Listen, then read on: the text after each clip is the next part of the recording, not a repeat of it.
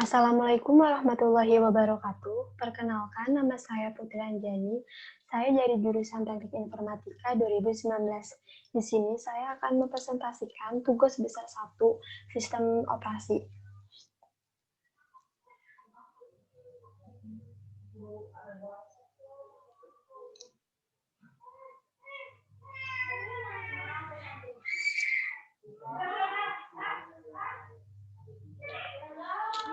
Saya akan mempresentasikan tentang modul 6 yang berjudul konsep konkurensi, prinsip interaksi antar proses, sinkronisasi, critical section, dan algoritma pemecahan proses. Konkurensi.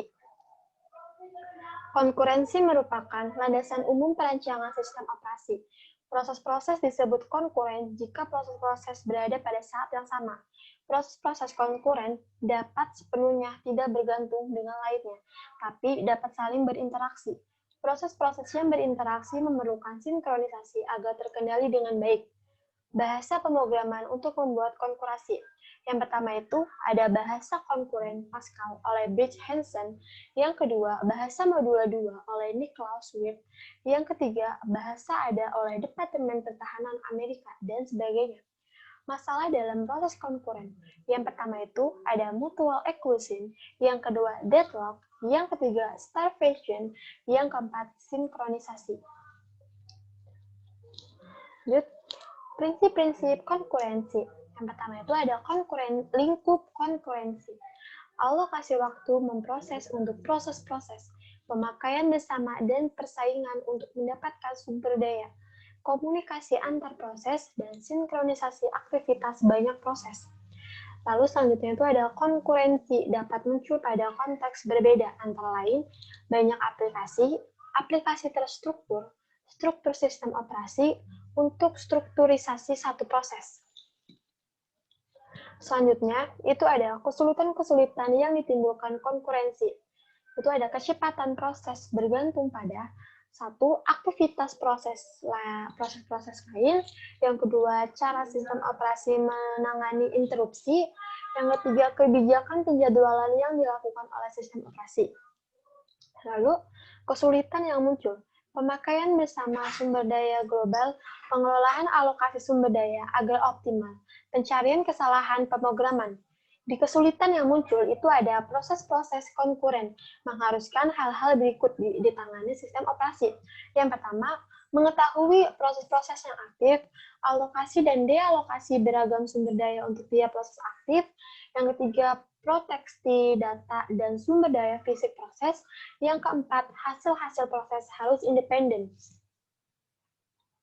Selanjutnya, yaitu ada interaksi antar proses. Yang pertama itu proses-proses saling tidak peduli. Proses-proses ini tidak dimaksudkan untuk bekerja untuk mencapai tujuan tertentu. Pada multiprogramming, dengan proses-proses independen dapat berupa batch atau sesi interaktif atau campuran keduanya. Contoh, dua aplikasi dapat berusaha mengakses printer yang sama. Bila kedua aplikasi mengakses printer yang sama benar-benar secara bersamaan, maka kedua proses akan memperoleh hasil yang tidak dikehendaki. Yang kedua, proses-proses saling memperdulikan secara tidak langsung. Proses-proses tidak perlu saling memperdulikan identitas proses-proses lain, tapi sama-sama mengakses objek tertentu, seperti buffer masukan atau pengeluaran. Proses-proses itu perlu bekerja sama atau compression dalam memakai bersama objek tertentu. Yang ketiga, proses-proses saling peduli secara langsung. Proses-proses dapat saling berkomunikasi dan dirancang bekerja sama untuk suatu aktivitas. Selanjutnya itu ada persaingan di antara proses-proses untuk sumber daya. Proses-proses konkurensi berkompetisi ketika proses-proses bersaing menggunakan sumber daya yang sama. Dua proses atau lebih perlu mengakses sumber daya yang sama pada suatu saat.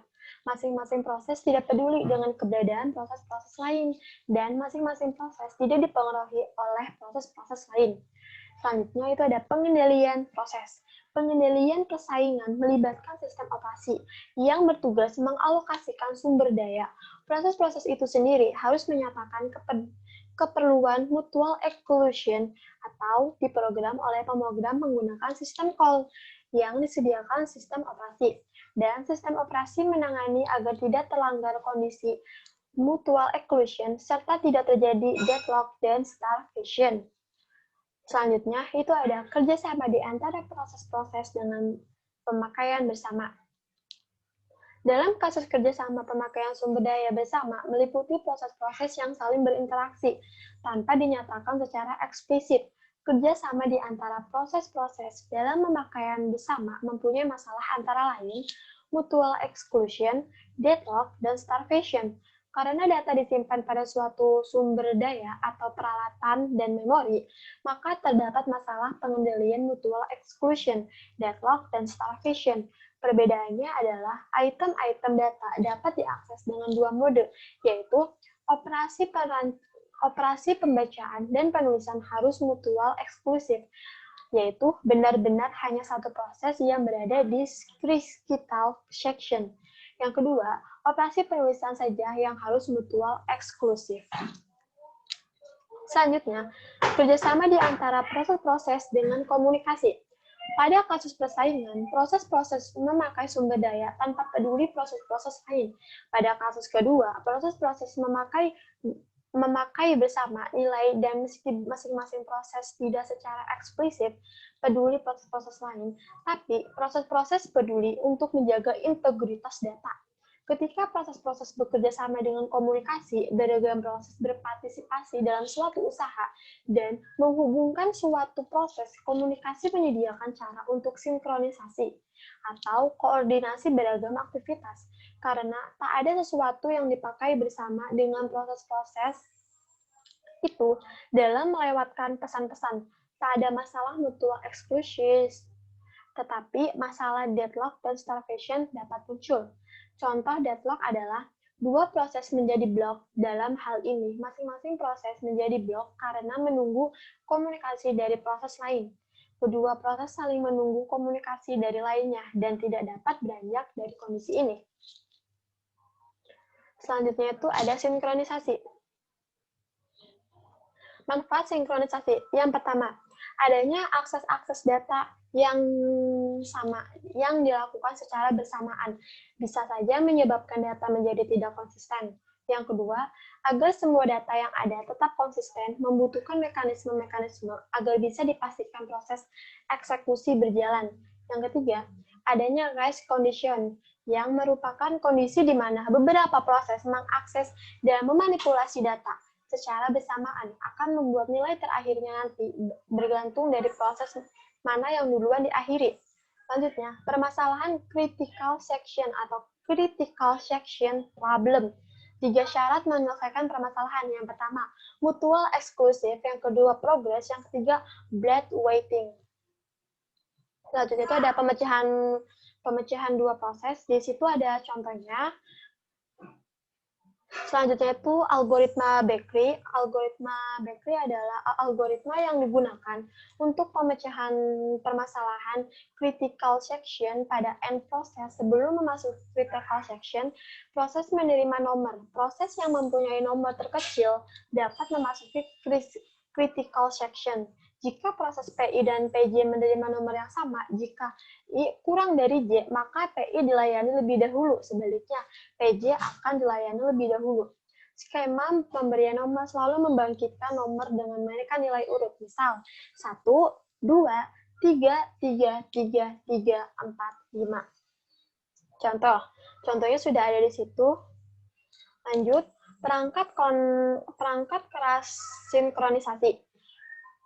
Pemproses yang memakai memori bersama, maka pengaksesan terhadap suatu memori dijaga pada tingkat perangkat keras agar tidak boleh memproses lain tidak dapat mengakses suatu lokasi yang sama di saat yang sama. Beragam instruksi mesin disediakan oleh perancang pemproses guna membantu implementasi mutual exclusion. Di antara instruksi-instruksi itu adalah test and sendlock, test and set digunakan IBM SP360, keluarga Motorola M38000, dan lain-lain. Compare and set digunakan IBM 370 series, Exchange digunakan Intel X86, Selanjutnya itu ada semapur. Semapur adalah pendekatan yang dikemukakan Dijkstra. Prinsip semapur adalah sebagai berikut. Dua proses atau lebih dapat bekerja sama dengan menggunakan petanda-petanda sederhana. Semapur adalah alat untuk sinkronisasi yang tidak membutuhkan Bayesian weighting. Semapur S berupa variabel integer. Semapur hanya dapat diakses melalui operasi atomik yang dapat diinterupsi sampai kode selesai. Operasi dari semapur S adalah wait and signal. Selanjutnya itu ada banded buffer atau product customer problem. Banded buffer atau producer customer problem, barang yang dihasilkan oleh produsen terbatas. Barang yang dipakai konsumen terbatas. Konsumen hanya boleh menggunakan barang yang dimaksud setelah produsen menghasilkan barang dalam jumlah tertentu. Produsen hanya boleh memproduksi barang jika konsumen sudah kehabisan barang. Reader and writer problem. Terdapat dua variasi pada masalah ini, yaitu seorang reader tidak perlu menunggu reader lain untuk selesai, hanya karena ada writer menunggu. Reader memiliki prioritas lebih tinggi dibanding dengan writer. Jika ada writer yang sedang menunggu, maka tidak boleh ada reader yang lain yang bekerja. Writer memiliki prioritas yang lebih tinggi. Dining philosopher problem.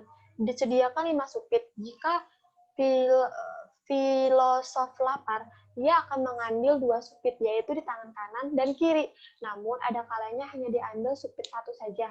Jika ada filosof yang mengambil 2 supit, maka ada filosof yang harus menunggu sampai supit tersebut diletakkan. Hal ini dapat diimplementasikan dengan wait dan signal. Sekian presentasi dari saya.